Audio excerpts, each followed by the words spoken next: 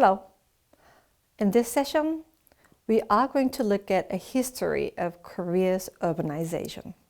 In one social network platform, which shares thoughts and discussion on particular issues, one user is in awe with the transformation of Korean cities.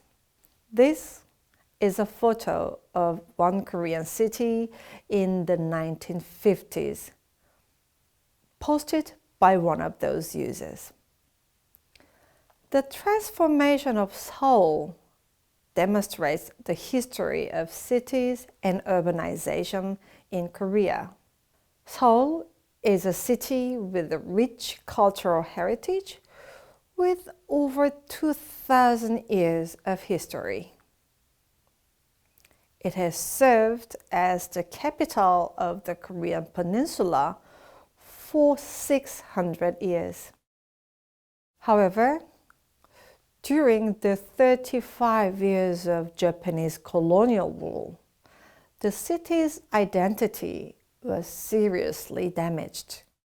In addition, its urban infrastructure was disrupted, and it became ruins during the Korean War between 1950 and 1953.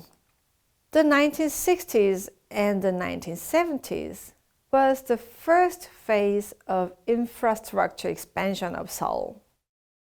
Also, it was the most important time to adjust urban infrastructure in response to rapid population growth. During this first phase, City of Seoul focused on establishing development-related financial plans, expanding water supply and sewage systems, and maintaining roads and rivers. The following 1980s and 2000s can be considered as the second phase of urban growth. Seoul continued to expand urban infrastructure and carried out urban environment improvement projects to prepare for the rapidly increasing population. Urban environment improvement projects were to prepare the saturation of Seoul's population and infrastructure after the first phase of building basic urban infrastructure. This period also focused on developing suburban areas in Seoul and maintaining transportation facilities. At present, Seoul is at the third phase of sustainable urban development.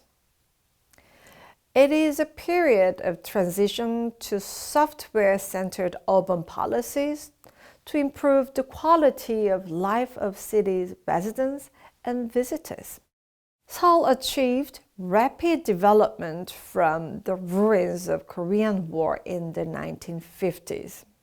And now, 6 years later, it is being reborn as a livable city with cutting-edge technology and an eco-friendly smart city.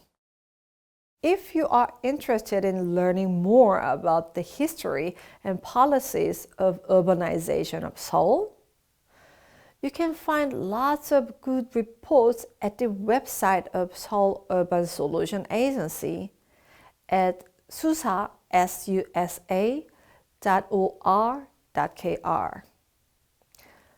So I said, now Seoul is transforming towards a smart city. Have you heard about a smart city? Eileen? Over the past few decades, the concept of the so-called smart city has emerged. But what exactly do we understand under a smart city?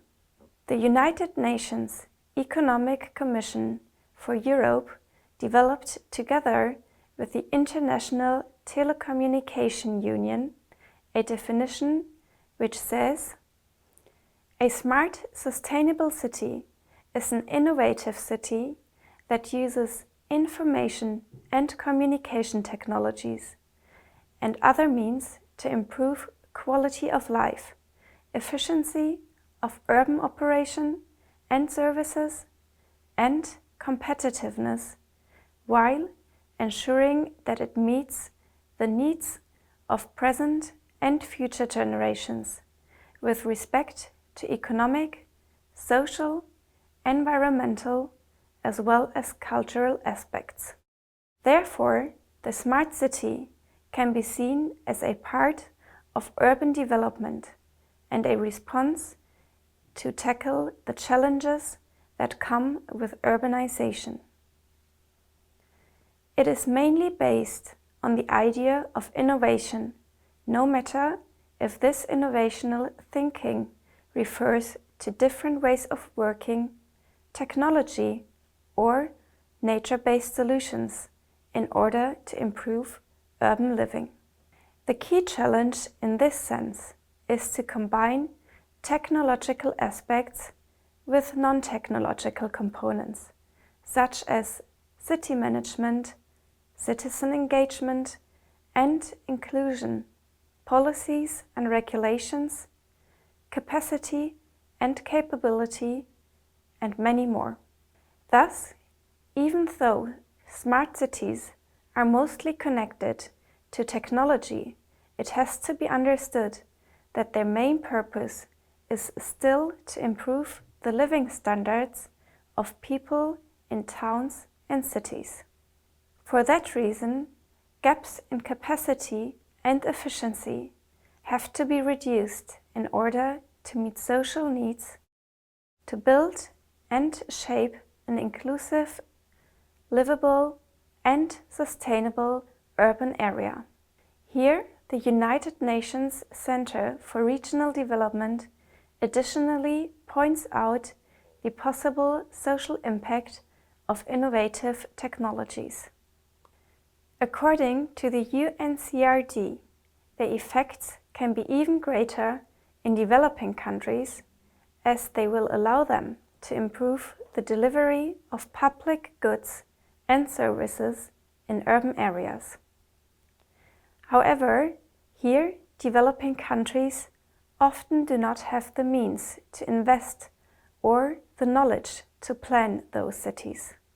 To summarize, the smart city has gained increased attention and is considered to have the ability to improve a city's performance, as well as the quality of life for the inhabitants when developed effectively. It should help cities to be safer, smarter, more efficient, resilient, inclusive, livable, and sustainable through innovative solutions. Thank you always, Eileen. In the next session, we are going to talk more on a smart city. In this session, we had a look at the history of Korea's urbanization from slum to smart city. Thank you.